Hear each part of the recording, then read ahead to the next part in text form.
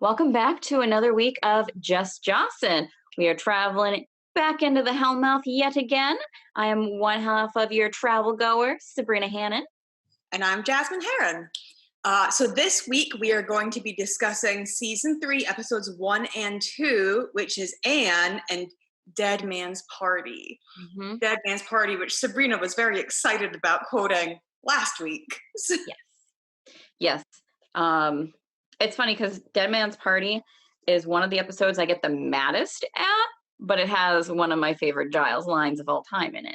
Mm-hmm. But I get furious with that episode, which we will get into. Yeah. Let's hit Anne first. Not hit Anne. Yes. Let's discuss Anne first, and then we'll get into Dead Man's Party. Mm-hmm. And Anne, of course, is Buffy's middle name. Which is where this name comes from. But so we are in Sunnydale when season 3 kicks off, doing the must-do of starting it in a graveyard, the season. But Buffy is not there. But the vamp pops out and finds a sassy Willow with shorter hair. Yep. There, trying to give some good verbiage at the vamp, and the Scoobies have taken over Slayer duties. And some kinks to work out, but to be fair, apparently the vampire they're trying to battle was on the gymnastics team. Yeah. Which I guess rigor mortis doesn't really, affect vampires or the undead. No. I know I was just taking a dirt nap, but I'm ready for some backflips. Yep. And Willow is wondering, wouldn't it be great if Buffy just shows up tomorrow like nothing happened? You can tell they really miss her because she's been gone for about 3 months now. And they're like, well, she can't, because she's been kicked out of school. She can't just show up. And then they're wondering where she is. And we flash to Buffy on a beach in the sunset or sunrise. And then we realize it's a dream because Angel wraps his arms around her in the sunlight and says, even if I was blind, I could see you. And then he says that he will never leave her, not even if she kills him. And Buffy wakes up. Yep. And we find out that she has moved to LA. She's in, I don't know if it's an apartment or like a motel room, like an extended stay motel, maybe. I think it's definitely an apartment. Like when you look at her, it looks like an apartment that maybe they rent by the week. But I would definitely say it's an apartment, not a motel. A crappy motel or hotel. There, apartment. When my brother was first moving to the area, I helped him find an apartment, but it wasn't going to be ready for like a month and a half after he moved in, or moved to the area to start his job. So we got him a place in an extended stay motel, and it looked very similar to that. And it was basically, you had to pay by the week, but, but it was, very similar. And the whole, thus concludes our tour. Like, here's the kitchenette, here's the bathroom, here we go. But yeah, so she's in some sort of transitory living arrangement. And she is working at a diner, and there are skeeve balls, like gross old, I'm guessing trucker dudes they're supposed to be, who, she's just not, no eye contact, not interacting. And, they're making lewd comments to her. And then one of them actually smacks her butt. And, and she doesn't respond. We saw the last time someone smacked her butt was Lars and Larry. Larry. Larry in phases. I was gonna say, I do not recall Oz ever doing that. I would feel. I was like, the Oz episode. That's where my brain went, was the Oz episode. But it was Larry in phases, grabs her butt, and she flips him. Yeah. And Buffy as Anne does not respond. No, because she wants to go unnoticed. She doesn't want anyone finding her. She wants to just blend in. Mm-hmm. I think so. Also, the thing is, Buffy still looks like a teenager. Like, she's got the pigtails and yeah. And I do have to wonder, like, so everyone's looking for her, and we find out how extensively later. The first place I would have looked if I was them was Los Angeles, because it's familiar to her, but it's big enough that she can get lost. Yep. Like, why not check there? But Yep. they don't. So when Buffy is going around one of her tables, we happen to see a familiar face, who is now, it's Lily. She had been Chanterelle. Yeah, when her vampire phase, but she has met the love of her life, Ricky, and they have matching tattoos on their forearms, and it's supposed to make a heart shape, but man, that is a wonky Warhol type heart. And Lily recognizes Buffy, and Buffy wants none of it. Mm-hmm. And I mean, we see. So the last time we saw Lily Chanterelle was in Lie to Me, and she was also, I think, kind of seeking something new, something different in her life. And she's, I mean, you can see both Ricky and her look a little dirty, look a little like unkempt and unfed. And she's saying she wants cake or pie. He's like, let's get pie. Pie has fruit in it. Yeah, we got to be healthier. Yeah, we got to be healthier. But all they've got is a couple of coins that they're putting together to try to get a piece of pie to share. Mm-hmm. They're homeless, like straight up. Yeah. That's what it is. They're homeless. Straight up homeless. And so then we shift from the diner back to Sunnydale, and the library is a bustling. Like, I don't recall the beginning of school looking like that at any other time there. There's people like walking in with big stacks, which might be normal. I feel like when we were in high school, you didn't go to the library, you just got them in your classes. Yeah. It was in charge, like the teachers were in charge of doling those out. But Cordelia is back. She's been gone all summer, and she's looking for Xander, and is nervous about seeing him. And I might skip something here, but then Willow finds out that Oz is in school and is not coming to visit her. He's very smart, but Oz didn't do things like homework and turn up for school or turn up for summer school. So he's a senior again. Mm-hmm. And Willow isn't exactly excited about this. You know, Willow has always been a nerd and very academically driven. And I think one of the reasons she was attracted to Oz is because he's also very smart. Mm-hmm.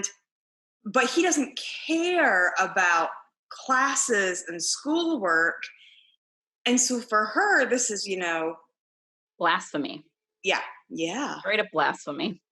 Right? You can't just ignore classes and fail class. You have to do well in classes. Mm-hmm. Yeah. I think she hasn't strangled Xander, but I mean, she probably hasn't, because Xander doesn't have the abilities that Oz does. So I think it's much more of a frustration. And even Xander graduates on time. Mm-hmm. But I think that this was important to keep Oz in the circle. Mm-hmm. That they had to say, oh, okay, now we've got the situation. What are we going to do? let's just have Oz repeat the year. That'll make it easiest. And so we see Xander and Cordelia, and both of them are looking for each other and all the hustle and the bustle. And there's this one teacher who just yells out, "Summer's over!" Like, yeah, like, the person who hands out apples on Halloween. And that's who that teacher. Happy summer's over. Somber. So then Xander and Cordelia see each other, and they're super awkward, and they freeze up, and then they're cold to each other, and then they back away. Yeah. And then we see Larry. Yeah. And if they could just have a few less mysterious deaths, they will win. And I died. Like, it's such a great line. And I love how, like, they acknowledge it, but they're still not acknowledging it. Mm-hmm. Mysterious deaths. Is there a serial killer? We're not going to talk about it. So then we jump right back to LA. You're going to get a lot of whiplash traveling around California in this episode. And Buffy is walking presumably back to her apartment. It seems like she just goes home and to work, and that's it. Much like, I feel like she's doing the atonement that Angel is doing in New York. Yeah. Basically. So she's walking home and she sees this bag lady, this old woman on the street, mumbling to herself, like, "I'm nobody, I'm nobody, I'm nobody." And she, like, sees her, but you see so many homeless people, especially in cities like Los Angeles, and a lot of them have mental illnesses, that she just keeps on going. Yep. And then I think then we just bump right back to Sunnydale, or do we see that weird guy? We don't see the weird guy yet. Okay.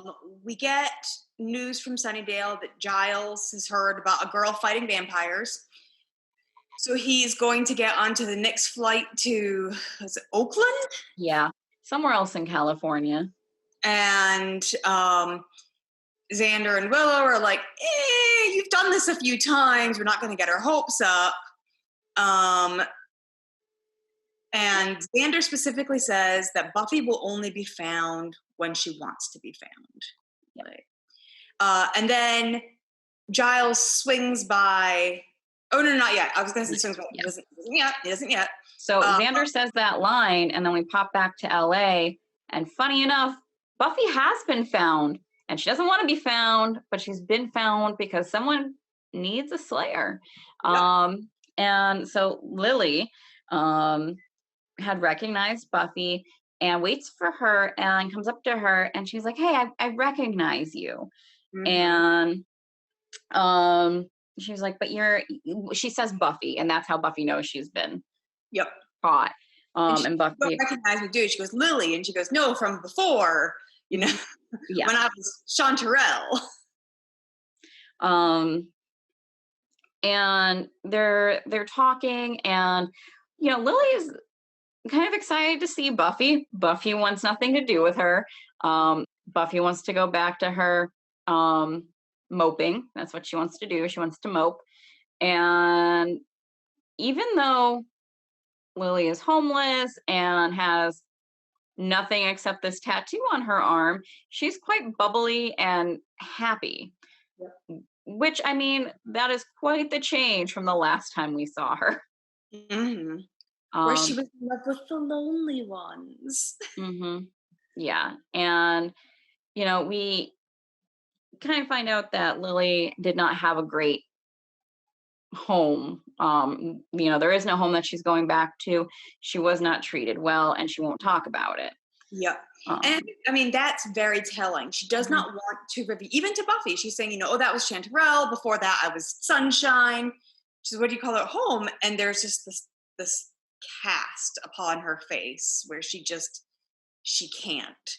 Mm-hmm. And it's Julia Lee, and I think she stays in the Buffyverse for years, just in and out. But she shows up in Angel again, all the way up to the final season of Angel. like, I think the final episode or second to last episode of Angel she's in. So, and she does this vulnerable look very well. Yeah. She has a great face. Like, she's really good at showing emotion. Yeah. Oh yeah. We'll hit on that a little bit later. With some of the emotions. And so, Lily says, do you want to go to a rave? If you have money, we can go together, hang out. I can't find Ricky. And that you can see she doesn't want to be alone. And Buffy just wants to be alone. Buffy can't deal with people. And she wants, Lily to know, it's not you. Like, I just want to be alone. I'm grieving. And at that point, this old man shows up saying that he's no one.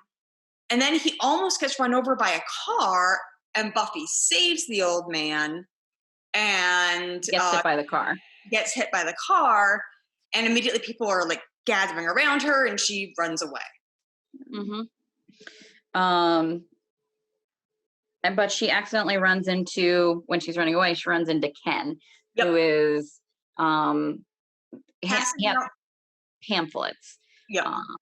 It's basically what he's advertising is a religious organization where homeless youth can come and have a meal, get clean, have a safe place to be, which sounds nice. And this is so Joss Whedon is also in this episode tackling a very real thing, because you do see this kind of stuff where places will masquerade as something that they're not. Homeless youth are the homeless in general, but runaway kids, if they disappear, they're already runaways. No one's going to think twice about it.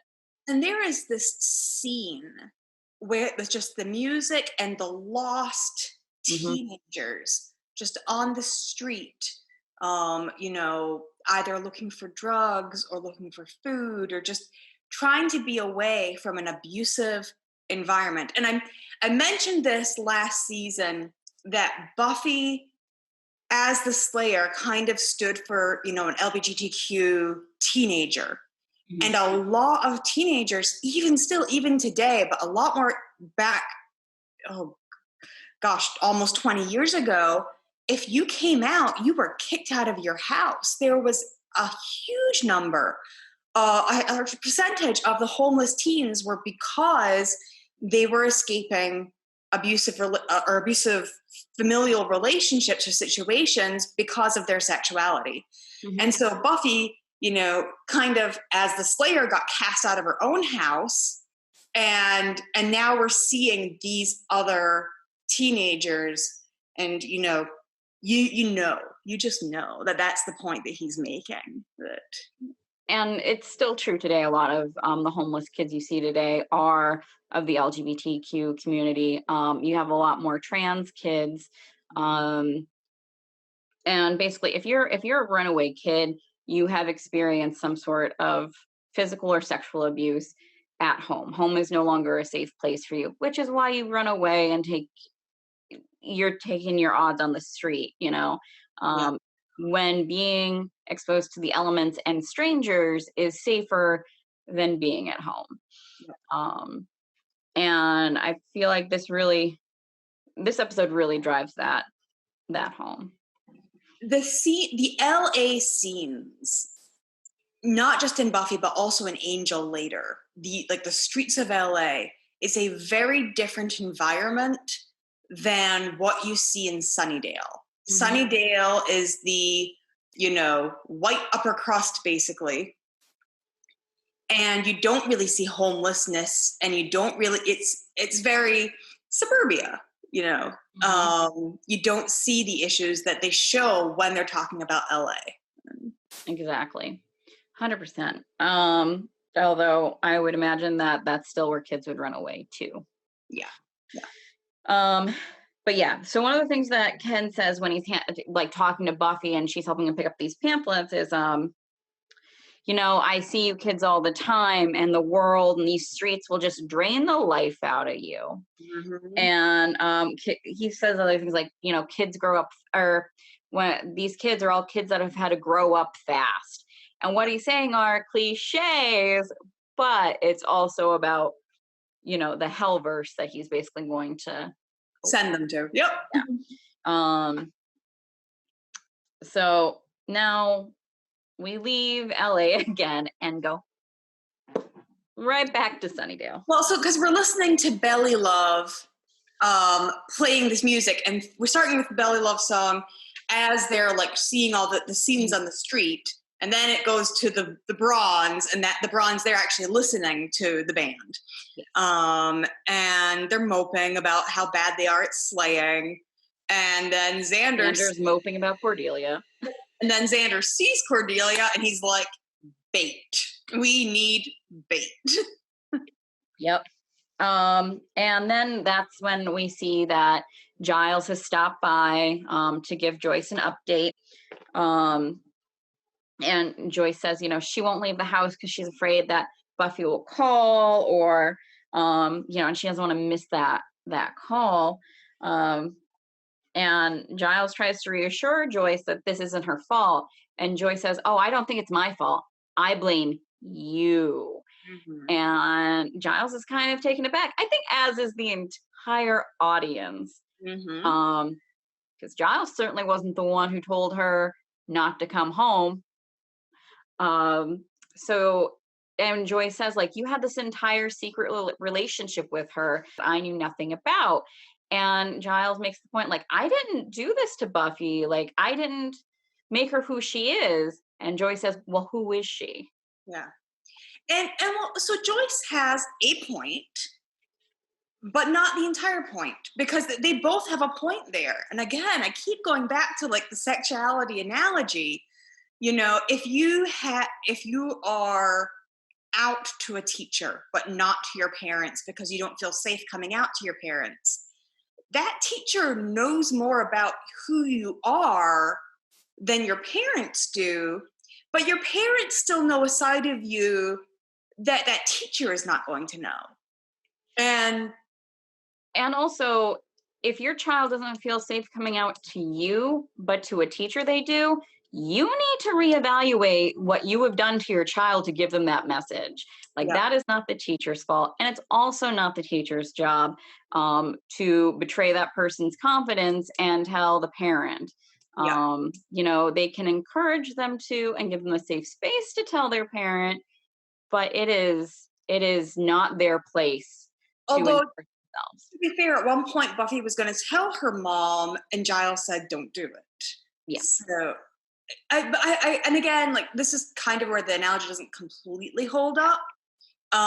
Is because, you know, Buffy as the Slayer, this is just part of who she is.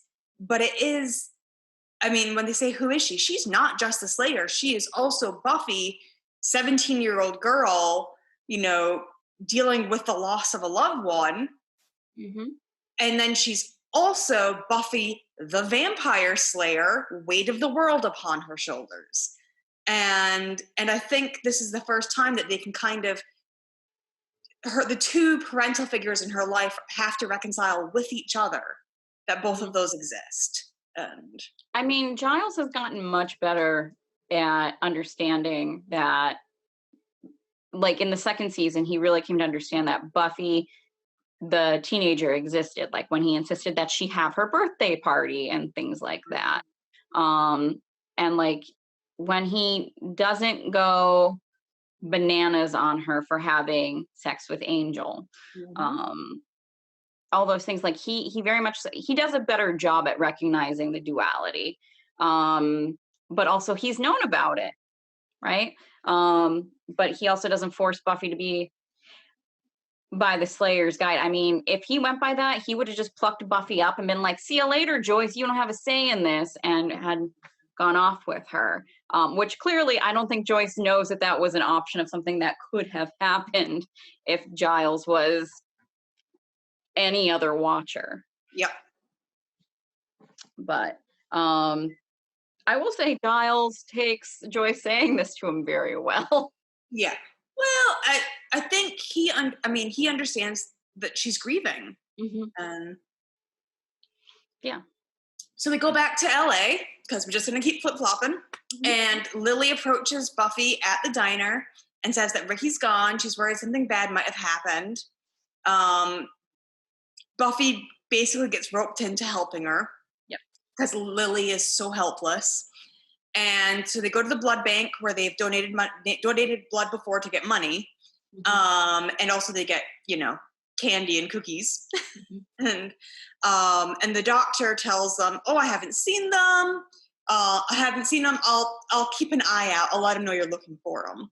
And how she answers it, you can see Buffy clocks her. Buffy's like, "You're bullshitting me, and I'll be back." And then Buffy finds the old man from the day before, and he's dead. He's drunk drain cleaner. He's committed suicide by drinking drain cleaner. And then she looks at his arm and she sees the Lily tattoo and she realizes it's Ricky, but he's an old man now. And so she comes back and she tells Lily to sit down and she tells them, and Lily doesn't, take it very well. And is basically like, that's your world, not mine. It's not, and she says in a very little kid voice, like, he takes care of me. Yep. Which the way she says it is just like, ugh. And Buffy is rough on her, like, and Buffy is dealing with so much, and she's like, this isn't my problem. Like, especially once Lily turns on her, is like, did you bring this with you? Is this because of you? And Buffy is basically like, get the hell out. Like, you came to me, you wanted my help. I didn't ask for any of this. See you later, kid. And runs away and right into Ken. And Ken is like, "Oh, you're Lily. Come with me." Because the nurse has clearly told him that they made a mistake and people are looking for this kid. And he says, "Come back to the family home. Ricky's here. Like, I don't know who told you that Ricky was dead. Ricky's alive. Come with me." And Lily just does. Little lamb to slaughter. Yep. And Buffy, even though she kind of tells Lily to get lost, isn't going to let this go. So she goes back to the clinic, breaks in, and finds, like, goes through the files and sees that it's written like candidate on some of these. And it's like, candidate for what? And then the nurse comes in and Buffy is just like, "Oh, hello. I have some rage to let out." Yep. Candidate for what? Like, what are you doing? Going through your files? Candidate for what? Like, just very, very Buffy. This is Buffy being Buffy, not Anne. Yeah. Yeah. So the nurse says she, from the people that come in, she gives them the names of the ones who don't have anyone, and that are healthy. And she says, "Who is them?" And then we're back to Sunnydale, and Cordelia's going, "Why do I always have to be bait?" Yep. And it's always Xander who is saying she should be bait, I would like to point out. Ladies and gentlemen, if you have someone in your life who is a romantic partner and they're telling you to be bait all the time, they're trying to kill you. Bad getaway. So Lily goes through a cleansing. She's going to have a baptism at the family home. Buffy tries to enter, tries to go undercover. It's like, "Oh yes, I'm so dirty with the sins and the music," and then she just busts her way in. And as she approaches Ken and Lily, who is reaching into the dirty water, gets sucked down into this black tar portal.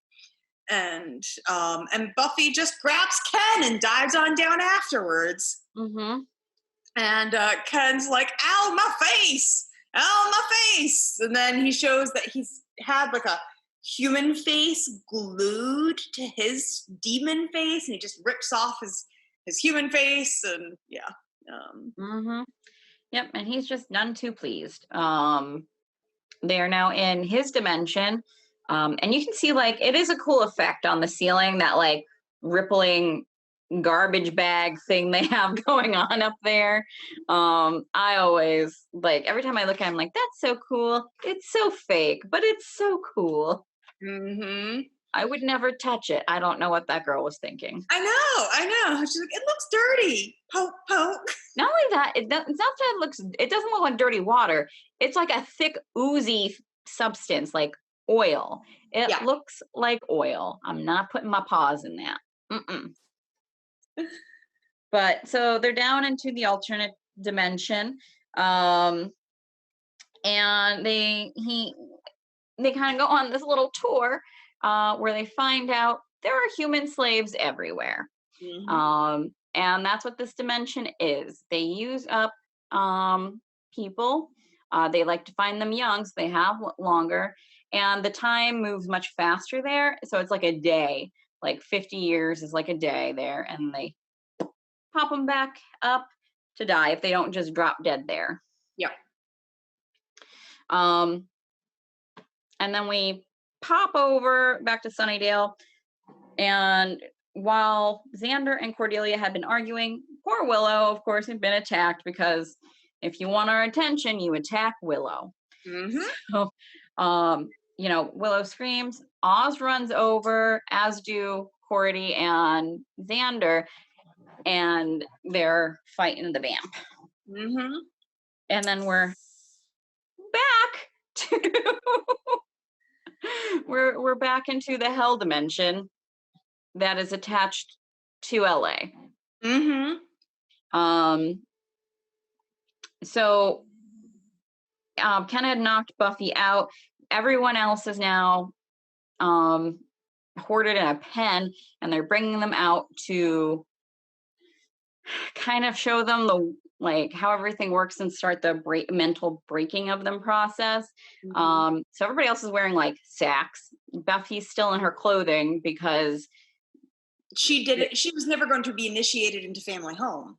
So that and the fact that apparently they're demons, but they don't like to molest people. Uh-huh. But they could have forcefully changed her while she was out. They could have, but they seem to be getting the clothing up in family home. Mm-hmm. So they were like, you change into the clothing and then you come down. And so she was still wearing her outfit when she fell through the portal. They might not have a Buffy-sized outfit ready to go. I'm sure they have a potato sack laying around. I mean, based on those working conditions, I'm sure those things catch on fire and stuff. But at any rate, what they're doing is they're kind of going down the line and being like, you have no name. You're no one. You're no one. You do not talk to anyone. You work and you die. That's it. Mm-hmm. And he walks up to somebody and said, what's your name? And the person answers with what their name is. And they start beating him. Yep. Like, your name is no one. Yeah. Well, it's who are you? Who are you? And this is Aaron. And then, who are you? And Lily catches on immediately. She says, I'm no one. Mm-hmm. And then, next guy, I'm no one. Next guy, I'm no one. And it gets to Buffy. Who are you? Is she Anne? Because Ken said to her, I know who you are. You're Anne. Mm-hmm. You're an anxious little runaway, wants to go, disappear into the shadows. So who are you? And she says, I'm Buffy, the Vampire Slayer. And that is the first time she ever identifies herself as Buffy the Vampire Slayer. And I think it's one of two times she does in the series. But this is numero uno. Yep. And then she just starts kicking ass. And Ken is upset. Humans don't fight back. That's how this works. And they don't have a contingency plan for when the humans fight back. They're just like, stop. And I mean, eventually they're like, time to fight, but they don't have a system in place to like shut down anything or keep them from escaping.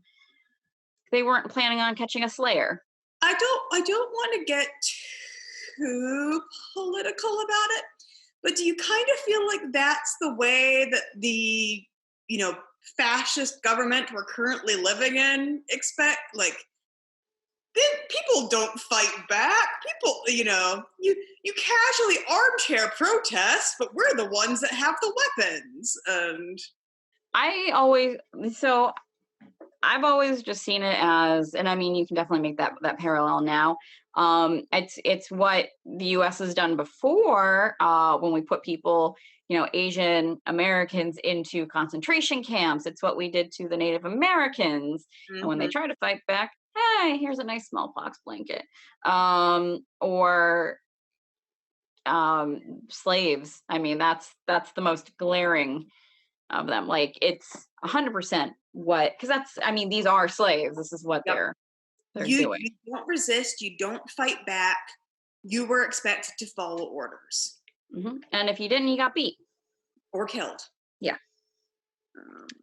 So Buffy's fighting, and she's saying, I'm going to draw the guards' attention. You get everybody up to safety. At this point, I think, do we go back to the fight with Cordelia and Xander and Willow? So I just have, if we do, I didn't care enough to make any notes about it. We end up basically, like, Cordelia accidentally stakes the vampire from behind and lands on top of Xander, like, through the staking, lands on top of Xander, and they start making out. Like, so they're back. They're back. Like, that was the entire part of that was like, oh yay! I feel like the thrill of a slaying always manages to resolve any issues that, like, the groups are having. Mm-hmm. We'll talk about that in Dead Man's Party in just a minute. Yeah. So back in the Hellverse, they, like, the rebellion's going on, and Ken grabs Lily. He was smart enough to do that. And what he does is he stands by a ledge and says, like, and he lets go of her. Like, once Buffy sees that he has no more use for her, and she just cowers like he thinks she's going to at first. And he's like, this is how this works. One of you fights back and you all die. And he starts, his little speech, and then Lily just comes up and pushes him off the ledge. And he dies. But Lily's look, like her eyes, I was talking about earlier about her facial expressions. Oh, yeah. Look when she's like, oh, shit, I just killed a demon. Like, did I just do that? I just did that. That facial expression was fantastic. And that's when Jossin's like, she'll be back again. Yep. So this allows Buffy to escape, and her and Lily catch up with the rest of the humans. And Buffy lifts the gate that they do have down. Everyone scurries under, and Buffy's trying to fit under, and she is struggling. But then Ken comes along and knocks her through, trapping himself when the gate comes down and goes right through his legs, which, ouch. I'm annoyed that, I understand, but not a single other teen was like, here, let us help you while you get under the gate. Like, they have to have some strength after doing all that manual labor. Yep. You would think they'd at least be like, here, let us hold it up at this level while you get under. But no, they just keep going. No. And so Ken gets impaled via his calves. And then Buffy says, do you want to see my impression of Gandhi? and smashes his brains in. And Lily's like, Gandhi? Gandhi if he was really pissed off. Yeah. And Lily's just like, and then so now everyone has to, like, be lifted through the weird tarry water garbage bag area. And as soon as they get through, it bricks up. Like, it looks just like bricks go across it. Like, which I'm guessing is because so much time has passed down below, even though Buffy has just left, they're like, oh shit, let's close the portal. we don't want her coming back. We don't want her coming back. So like they've had days or years in which to be like, all right, let's close the portal. Ken's gone. Mm-hmm. We'll set up in another New York, maybe we'll go to New York. Yeah.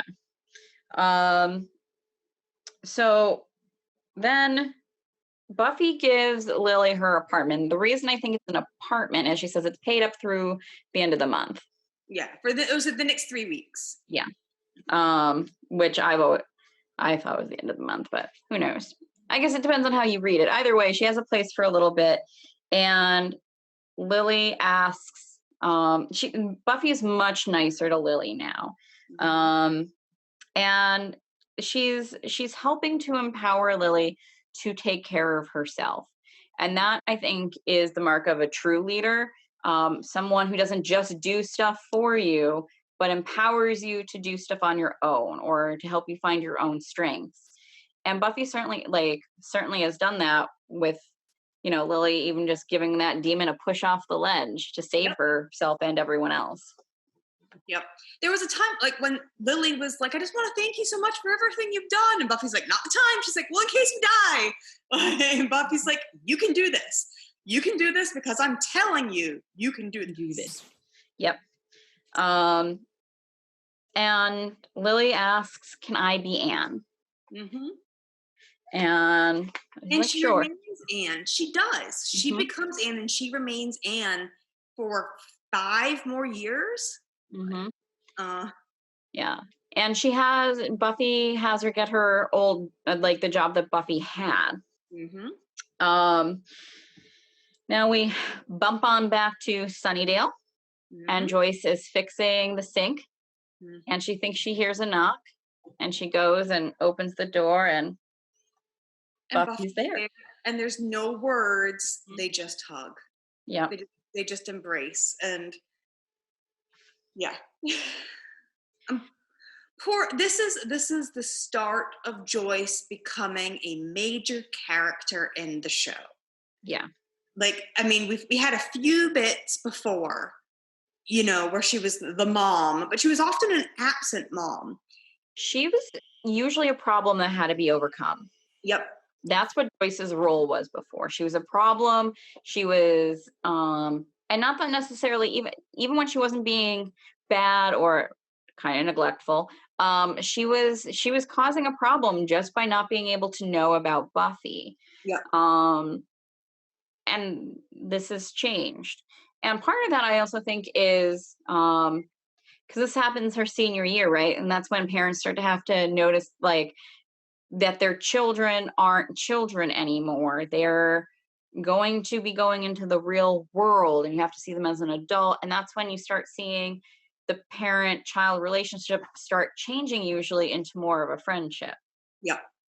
Or it doesn't, and you have some really poor outcomes. Mm-hmm. So 2 things about this episode. Carlos Jacket, I'm probably not saying his name right, but he is the one who plays Ken. We will see him 2 more times in Angel and in Firefly. Yep. Because I was like looking at him, I was like, his face looks so familiar. He's definitely in other Whedon stuff. And I Googled, and sure enough, because I kept like, as he was on screen, my brain kept flashing to like scenes from Firefly, like I was having a stroke or something. It was quite bizarre. It was just like, not accepting, not computing. He belongs elsewhere. Yep. Which tells you how many times I've watched Firefly.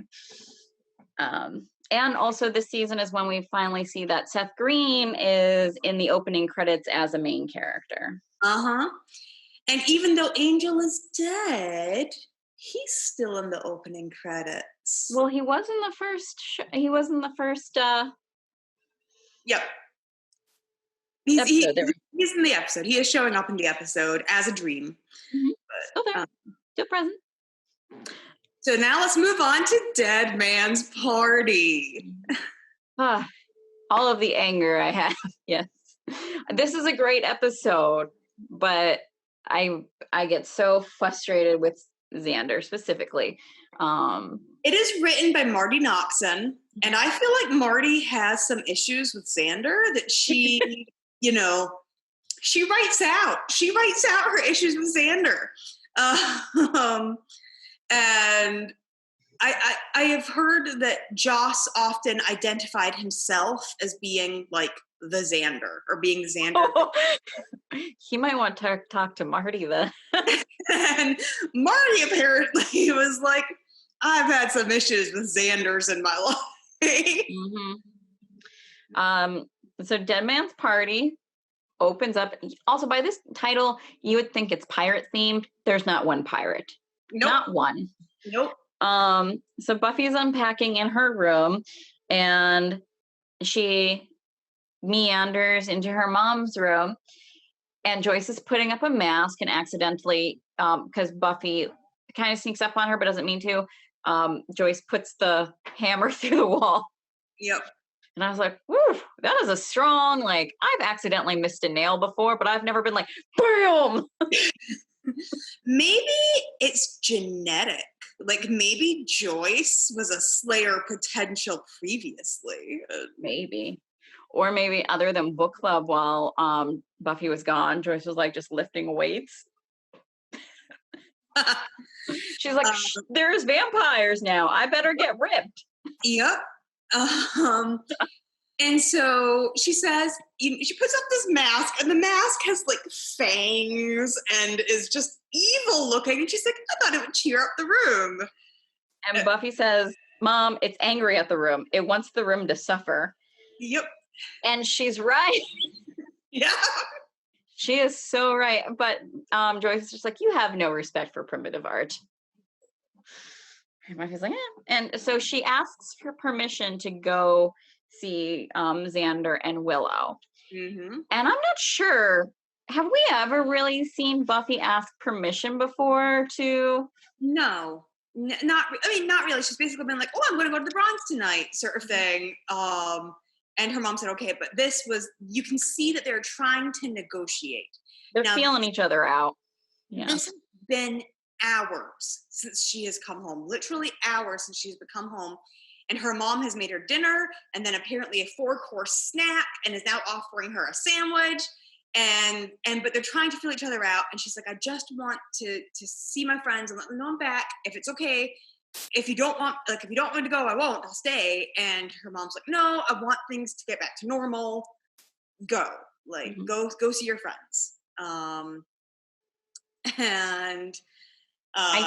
I really like that they wrote in that Joyce was like really feeding Buffy a lot, because I feel like that is a very normal motherly response.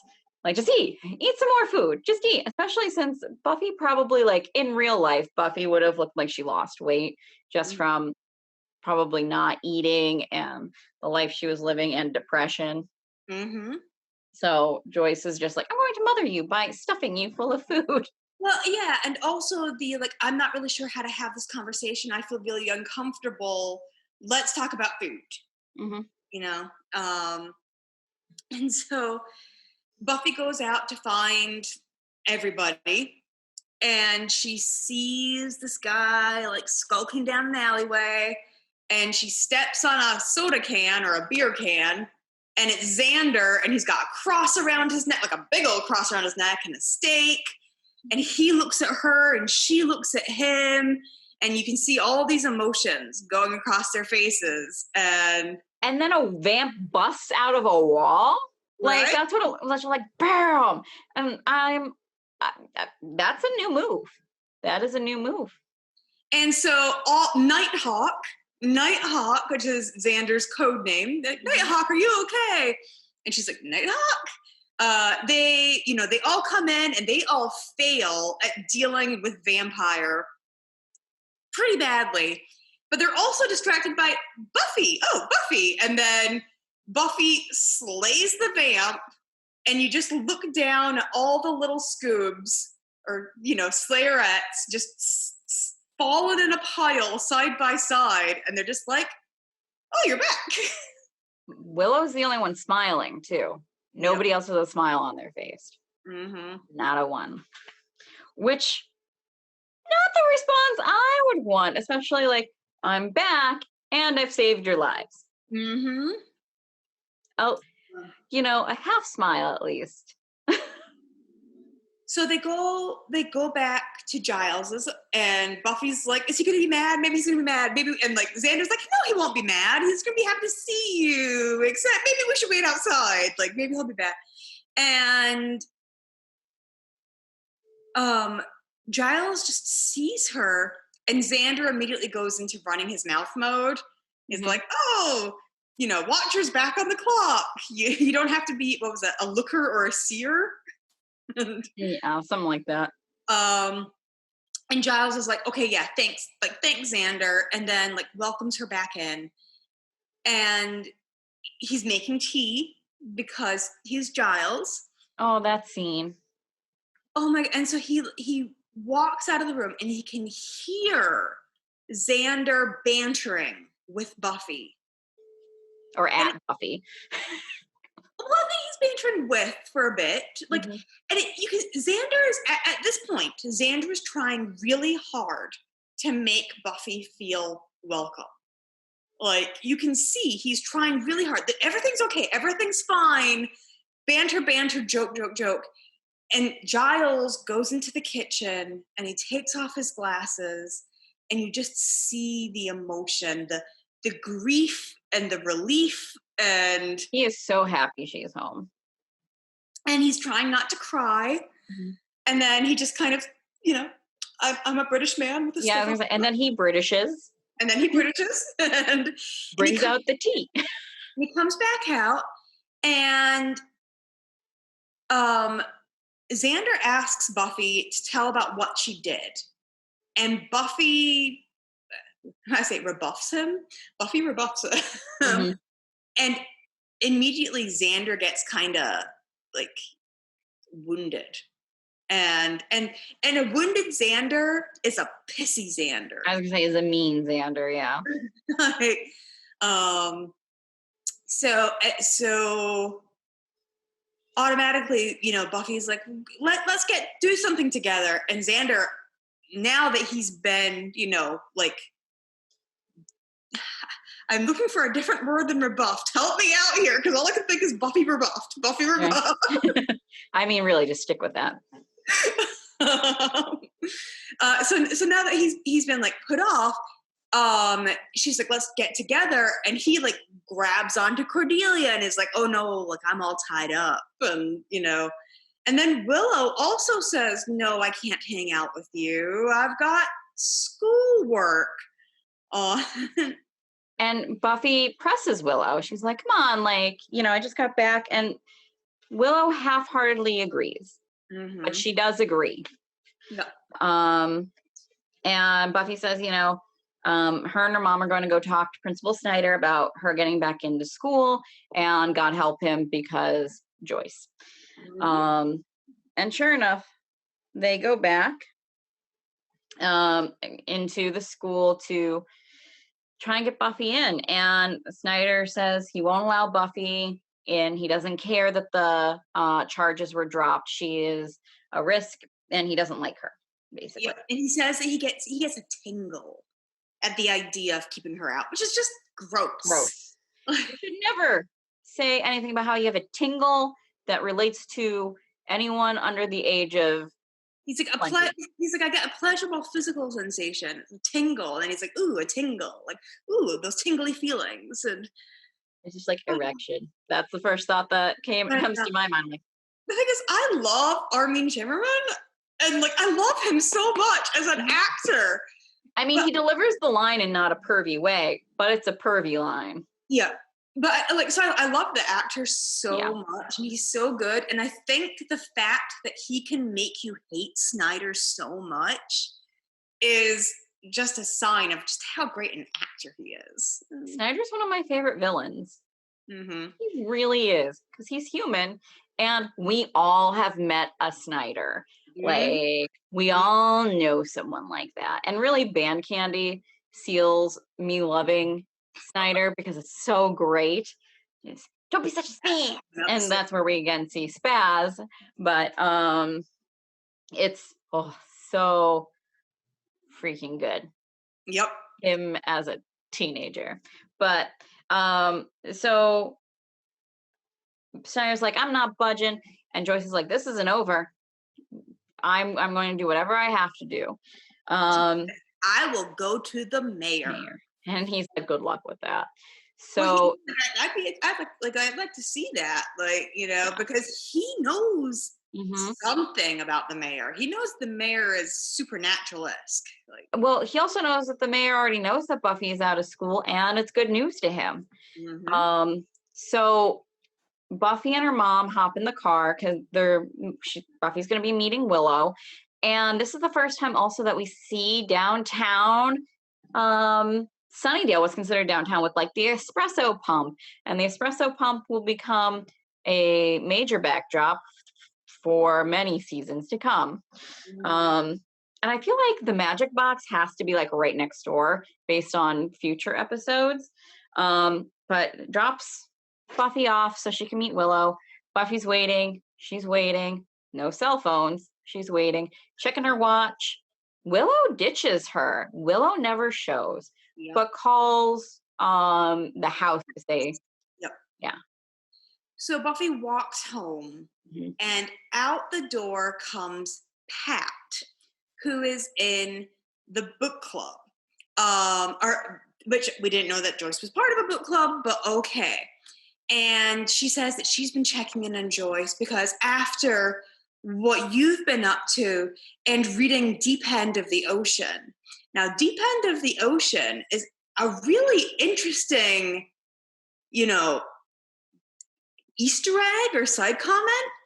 So Deep End of the Ocean is about a mother whose child is kidnapped and is missing for 9 years, and then comes back 9 years later as a teenager, basically as a 14-year-old or 15-year-old teenager, and they have to like renegotiate their relationship. So it's the return of a lost child to a mother, and how the mother has to learn to like adapt and cope with the changes in their child whose identity has so fundamentally shifted from what it used to be.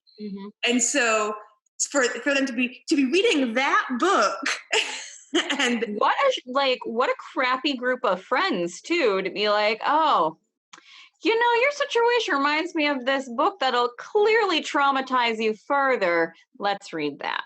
Yep. And she's just kind of she's an asshole. Pat is an asshole. You don't like her immediately, which is good because when she dies, you're like, good. Now, so I listened to another just strictly Buffy podcast. And so we're talking about the entire Whedonverse, but this is a strictly Buffy podcast. And they are really into, in a couple of their episodes, talking about Pat and Joyce having like a lesbian relationship, like a secret on the DL lesbian relationship. And I was like, no, they are reading way too much into this. But I gotta tell you, when I was watching this episode, even if Joyce wasn't reciprocating, there are some strong emotions coming from Pat. And I will show, I took a picture, I took a screenshot. And I posted to the Instagram with this episode. Okay. But I was like, okay, other podcast people, I see your point. Like, I also, and this doesn't necessarily tie into this, but especially like someone who grew up with a single mother, one thing that I noticed, like from family as well, in the 90s and into the 2000s, if you, and I'm sure before that, if you happen to be a single woman, even if you were a single woman with a child, and you didn't have a man in your life, God forbid you have a female friend who also wasn't attached, because clearly you're gay and with them. That was it. Like my mother was disabled and couldn't drive long distances. So for us to go to the family reunion when I was a child, she had to have one of her friends go with her.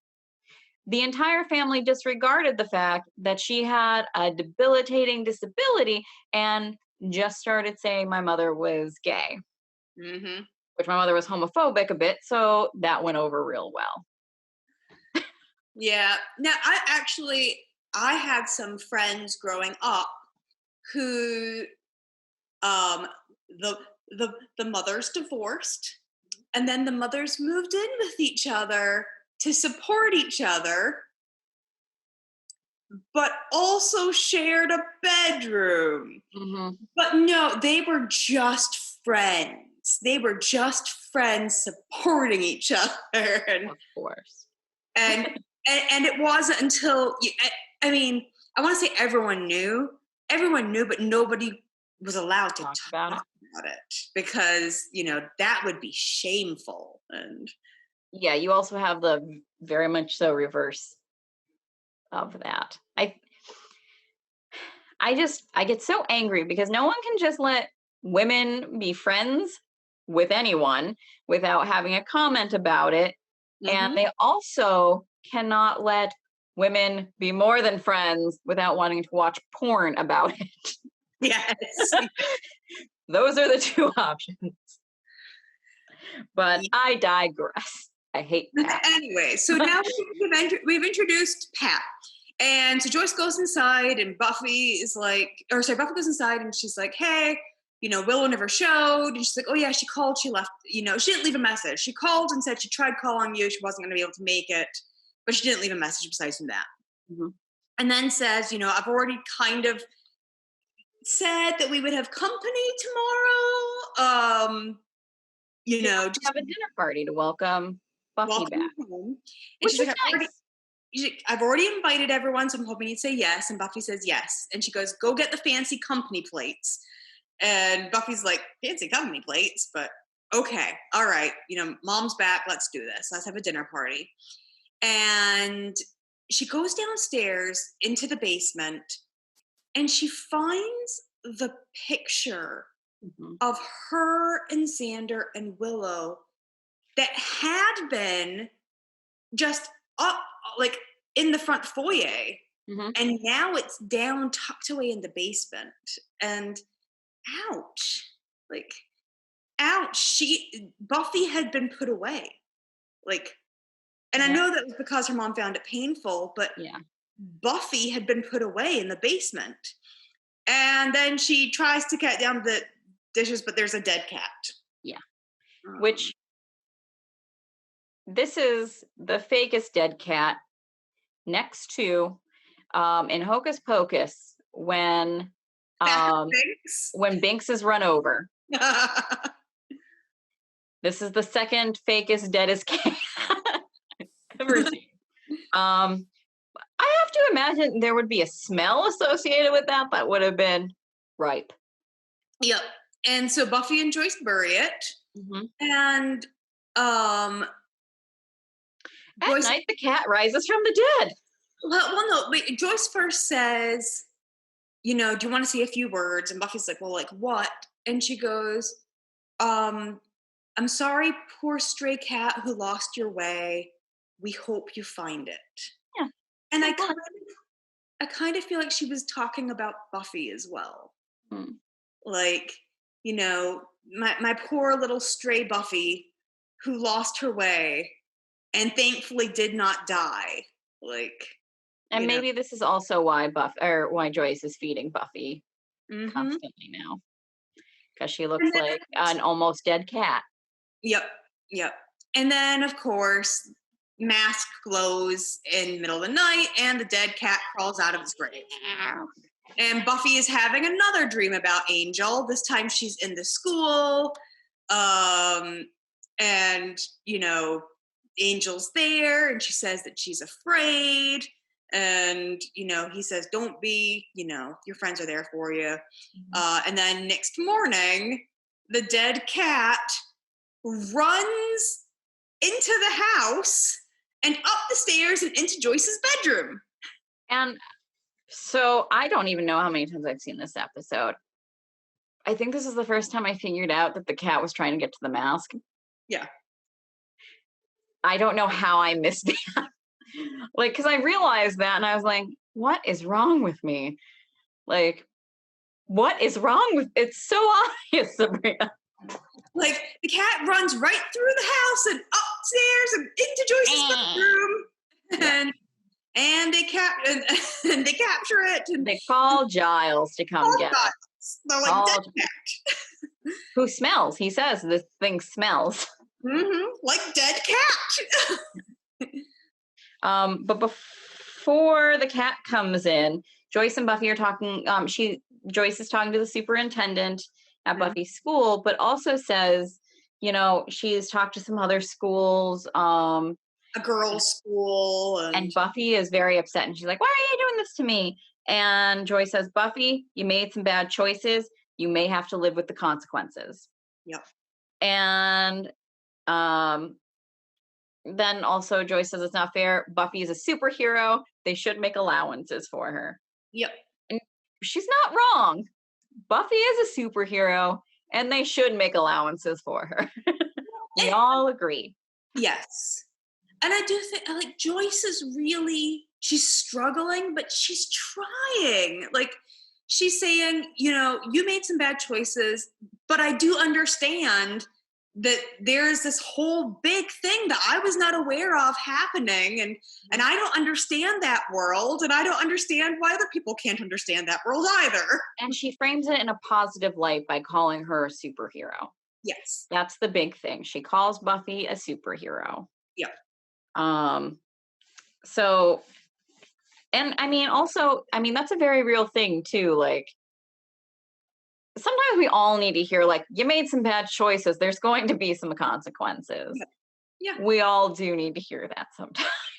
I think a lot of teenagers need to hear that sometimes. Oh, I'm talking about adults too, because I know I've done stuff and I'm like, just gonna play Joyce saying that to me. Yeah, a lot of people need to hear, if you make bad choices, sometimes you suffer the consequences, and sometimes you get to work through it, but you have to be aware that there are consequences. Yes. So yeah, when Giles is collecting the undead cat, he does remark about the mask, but he's like, oh, Nigerian, and Buffy cuts them off. I kind of wonder, had she let them have that conversation, if we would have gotten to the mask raises the dead faster. Yep. But she cuts them off because that's boring old people talk. And she's not allowed to go to school. She's like, I'll go with you, Giles. And no, you're not allowed. You're not allowed on school property. So then they go to the library, and they're alternating between, like, and Oz is like, hey, I like this undead cat. Like, it looks dead, it smells dead, but it's moving. I think we should call him Patches. Yep. Yeah, Oz is down with this. Everybody else is gagging, but Oz is like, cool. Yep. And then Oz also raises the question of, like, what kind of gathering is this? And he does not mean for the consequences that come from that question. Gathering, shindig, or hootenanny. And immediately Xander is like, I don't want an intimate discussion. She doesn't want to talk about it. We don't want to talk about it. Let's have a party. Also, so many things make me angry in this conversation because they all completely disregard Joyce and the fact that Joyce invited them to their home, that Joyce said this is a dinner party. Yep. Who in their right mind would have the balls to come to someone's home while their parent is home and force a party? What? What? Like, that is so rude. It's so rude. I'm so mad. That is unforgivable behavior as a guest. Screw Xander. Yeah. And not just Xander, but pish posh to Willow too. Yep. I'm very mad at Willow for going along with this. Willow's like, this is an awkward situation. I want it to be less awkward, so let's just have a party so I can avoid it. And the idea of like avoiding something because it's awkward annoys me. Like, just do the right thing. Just do the right thing. Have the conversation. Like, but no, they don't want to. And not only that, but so no, Buffy didn't want to talk about that first thing when she got back. Give her a minute to breathe, and maybe she will talk to you about it. Yep. She was gone for months. God only knows what happened to her. What if something really traumatic happened? Like, give her some time, you psychopaths. Like, bad friends. And they. I remember being furious about this when I was a preteen. I knew at 12 years old that this is not the way one behaves. So the fact that they're teenagers does not excuse any of this, in my opinion. Because I thought about that and I went, no. Yeah, I was very angry with the way everyone handled everything. And yeah. And I understand like there is anger at Buffy for leaving, but they were not making space for what she went through at all. And they're punishing her for coming back. Like, why would you punish a person for doing the thing you want them to do? Exactly. And like, when she, if I was in Buffy's place and I came back to that reception, Buffy's much nicer than I am, because even as a teenager, I would have been like, screw you, I'm getting new friends, or I'm leaving again. Like, going to live with my dad in LA is an option. Screw you people. I hope vampires kill you all. Yep. Marches off. Which honestly, if she didn't come back, that's exactly what it would have happened with them parading around trying to be the Slayer. They're not her, and they're clearly all going to die. I'm so angry, and I'm deep breaths. I really get emotionally invested when I feel like people are not living up to the friendship contract. I feel like people owe each other, especially friends owe each other a certain amount of like emotional depth, and especially if that person has experienced extreme trauma recently. Like, they know that the only reason they're not in hell is because Buffy killed Angel. Yep. That's it. So they barge into Buffy's house. Yep. Well, so the first Pat arrives. Oh yeah, and Buffy's immediately like, Mom! Yep. Do you want to see my mom? And then here is the kiss on the cheek that is not a kiss on the cheek. Look at that shoulder grab. Look at that clenching of a shoulder. And they are not really like, that is.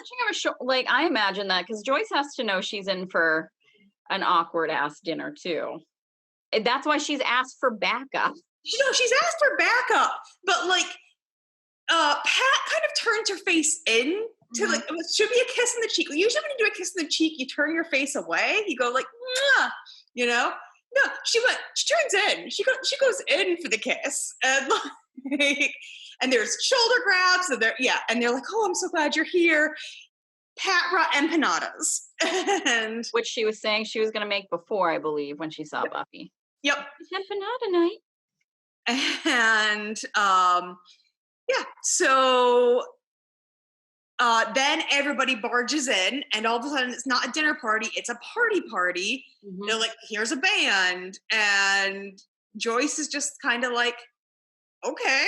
Like, yeah, like, what is she like? Well, I would have kicked people the hell out, but that's me. Joyce, doesn't want to, I'm sure she doesn't want to upset Buffy. This part, so Willow just stands by and is like looking at her boyfriend in the band, which get a personality. So Buffy comes up and straight up asks Willow, are you avoiding me? And Willow's like, nope, and then proceeds to avoid her. And I wanted to slap the shit out of Willow. And then she tries to Xander and Cordelia, and like Xander's like talking to her as Cordelia's like going to town on his neck. Like, I'm surprised there was not a massive hickey. Yeah. Which, I mean, gross, guys, gross. Yep. So the mask at this point starts calling to the dead about the recently dead about Sunnydale. Eyes are glowing. People are like covered in burns, getting back out of their gurneys, and someone's been hit by a car, like all this stuff. So at about this point, like Buffy's walking around and she hears someone say, I heard this party's for some chick who just got out of rehab. Yep. And Buffy's like, great. And then she hears her mother talking to Pat. And she says, Pat gives the, how are you really? You know, the searching look and the how are you really? And this part, like, because Buffy only hears the end, I understand. But like the entire part was the entire time she was gone, I just wanted to wrap my arms around her and tell her how much I love her. Like, Buffy doesn't hear that part. I kind of think even if she had, it's not going to matter based on everything else that's going on. Because the first part doesn't really make the end part suck any less. The having Buffy home, I thought it'd make everything better, but in some ways, it's almost worse. She's been home a week, not even. No, she's been home like 2 days. Yeah. And like all of this, the only one who has given her a true happy reception is, and like has not had any issues, is Giles. That's it. Her watcher. And at this point, she's like, why didn't, like, if I was her, I'd just be like, why didn't Giles just take me away from this and make me look at books? Like, I almost expected her, for when she's packing her bag to leave, to be packing it to just move in with Giles. She asks where Giles is. She asks, and he's like, oh yeah, he was library guy. He'll be here, you know. And of course, Giles discovers the mask is, you know, he tries to call Buffy's house, but it's too big of a party. And there's no Buddy. Yeah. You've got the wrong house, Mr. Belvedere. So Buffy goes upstairs and starts packing.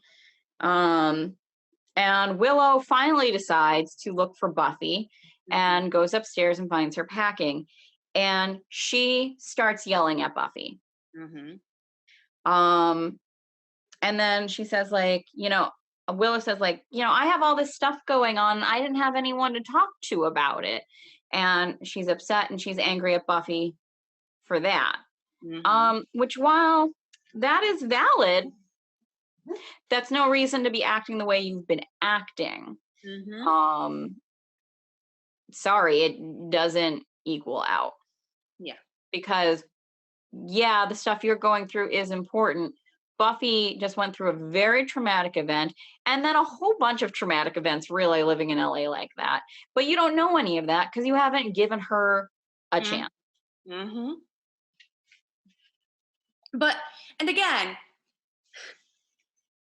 I have a boyfriend compared to my love was murdered by me. Yes. Like, my love, or even forget about all the supernatural stuff.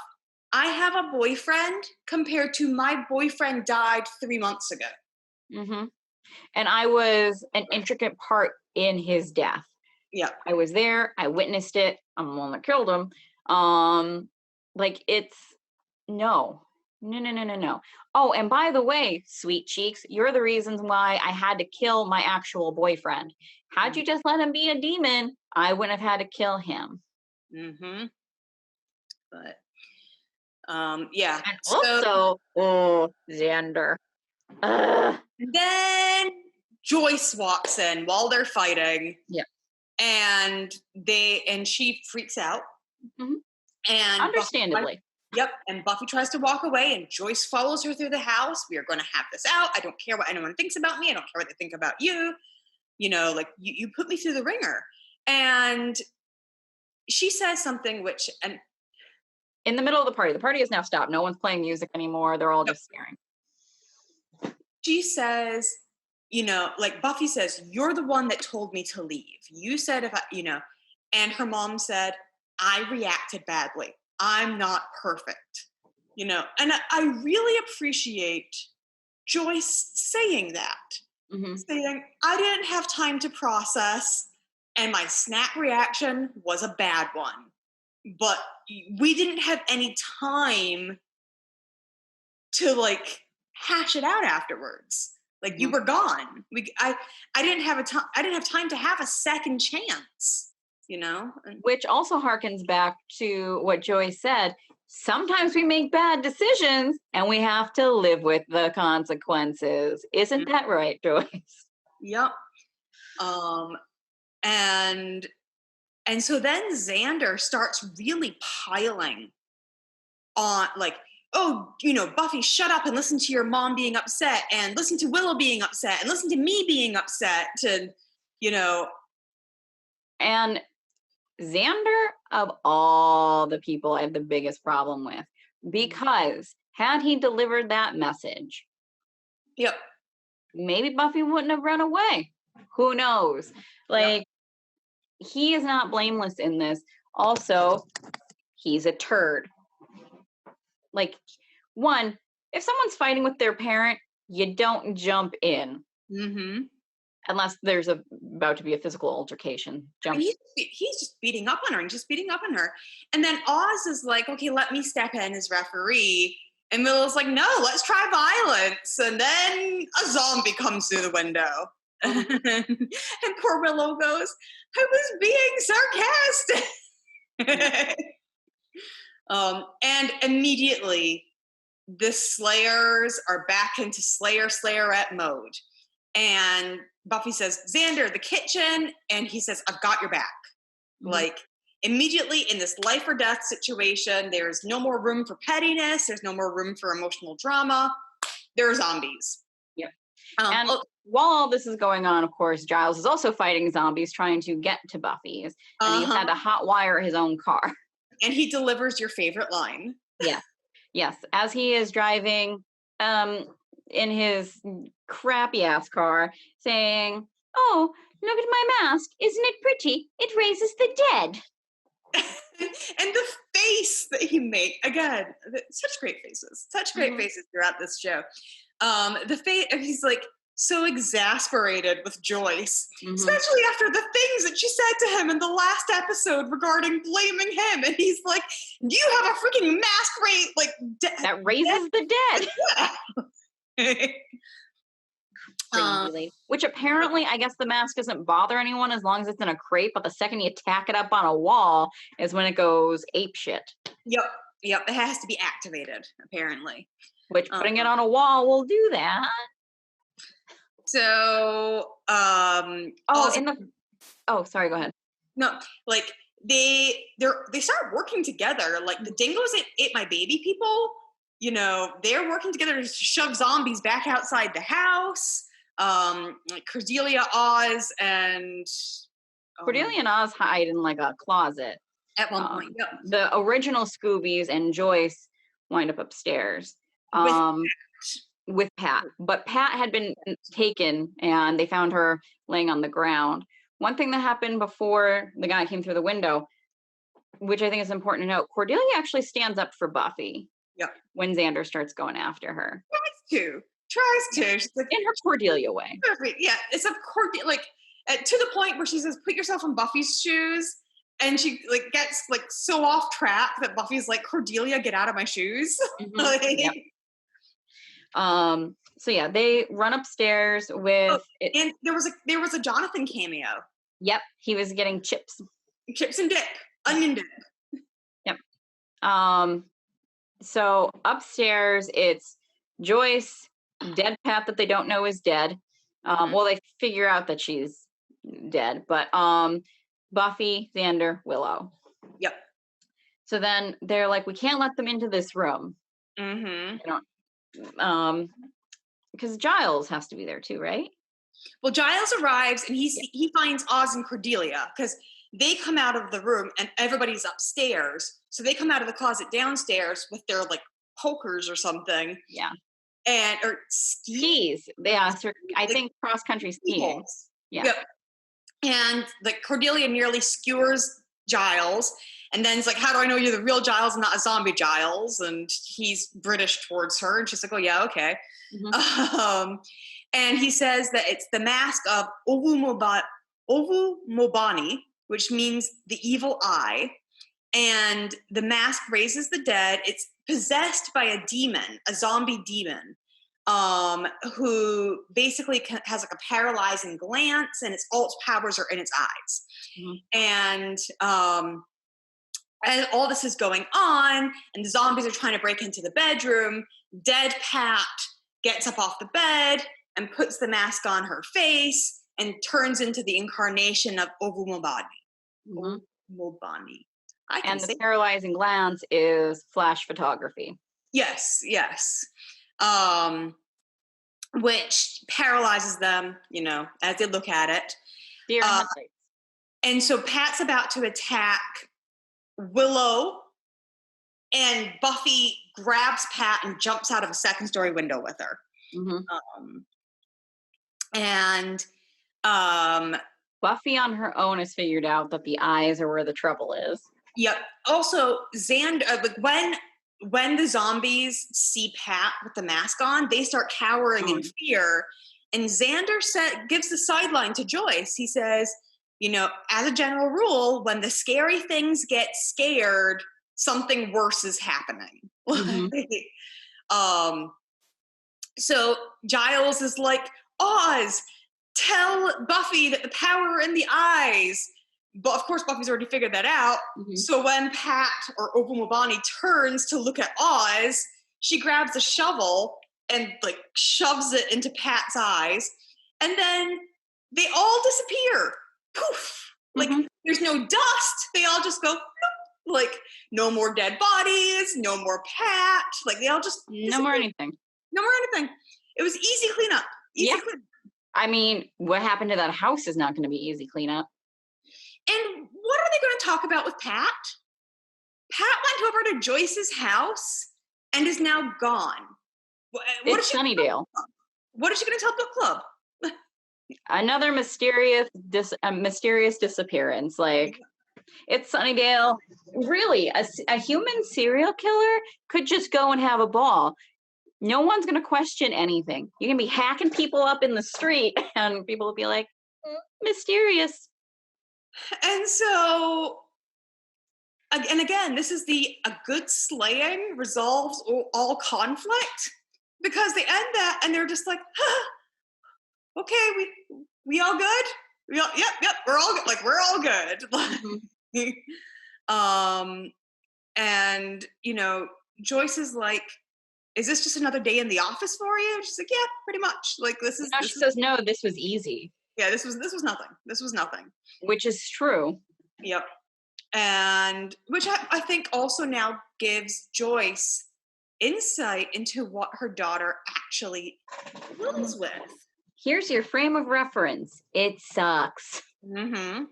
And then Giles goes to see Snyder. Mm-hmm. Or should I say, the Ripper goes to see. The Ripper goes to see, because he says, if that word's Buffy, blah, blah, blah, tingly feeling. And Giles like slams him into a filing cabinet and smiles at him and says, would you like me to convince you? Mm-hmm. Before that, Giles does say he'll start at the state Supreme Court because he's not going to the mayor. He's caught on that there's something going on in this town. In the local circles. He says, I know you're powerful in local circles, but, I can make your life very difficult professionally. And then he asks about the convincing. Yep. And then we go to the coffee shop where Buffy and Willow are finally having their coffee together. And Willow's talking about dabbling in magic. and how she tried to contact the spirit world and blew out the power for her block and like felt like she's being torn apart inside. And Buffy's like, I wish I could have been there. And Willow's like, I wish you were too. Like, you know, because I mean, that was a big thing for Willow, and she would have wanted her best friend there. And, you know, witchcraft has become a really big part of her life, starting with the stuff that she was doing from Jenny Calendar. Yeah. And also, I think anyone who knows that Buffy's the Slayer, if the lights go out, would feel better with her being there. So yeah, they have been able to become friends again, and they're playfully insulting each other. Yes. But it's no longer cruel insult. Like it's playful insulting. You know, quitter, slacker, tramp. You know, and they end with witch and freak. and so that's Dead Man's Party. And I'm still not pleased with Xander. And I feel like I have triggering emotions regarding Joyce's reactions with Buffy in regards to my own coming out situation with my mother. It really it resonated for me then, and it resonates for me now. But I can see it from Joyce's perspective in a way that I could only see it from Buffy's perspective when I was younger. Now I can see it from Joyce's perspective, and so, and I love Giles, and Giles was wonderful. and really, the only one who has come out of all of this with like all gold stars is Giles. Yes. Yep. Because he's so British. And he's just so wonderful. Like, I don't think when he first met Buffy he would have done so well, but he has grown a lot. And also, I love it when he threatens physical violence. Yep. It's wonderful. Oh, man. And with everything that's going on in the world right now, I cannot wait for next week when we discuss Faith, Hope, and Trick. Yep.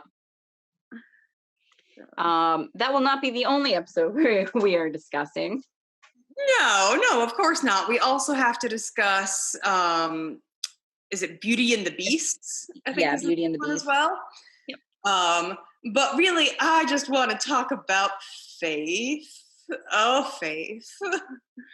I wanted to be Faith when I was younger. I did not know that about you. I wanted to be Buffy when I was younger, not Faith, the psychotic killer.